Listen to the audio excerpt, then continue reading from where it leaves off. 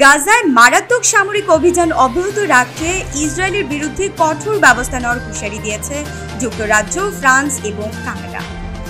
Israeli প্রধানমন্ত্রী Benjamin Netanyahu গতকাল সোমবার 19 মে পুরো গাজা উপত্যকা নিয়ন্ত্রণে নেওয়ার হুঁশিয়ারি দিয়েছেন। একই সঙ্গে হামাস নিয়ন্ত্রিত গাজা ভূখণ্ডের দ্বিতীয় বৃহত্তম শহর খান ইউনুস ছাড়ার জন্য বেসামরিক ফিলিস্তিনিদের নির্দেশ দিয়েছে ইসরায়েলি সেনাবাহিনী।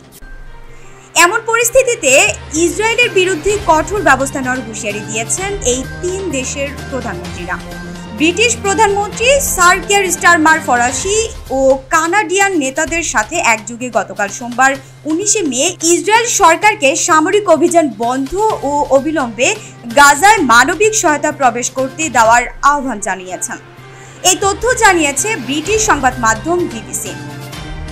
তিন দেশের যৌথ বিবৃতিতে আরও বলা হয়েছে, আমরা সবসময় সন্ত্রাসবাদের বিরুদ্ধে ইসরায়েলের আত্মরক্ষার অধিকারকে সমর্থন করেছি, কিন্তু ইসরায়েলের এই অভিযান সম্পূর্ণভাবে গ্রহণযোগ্য নয়।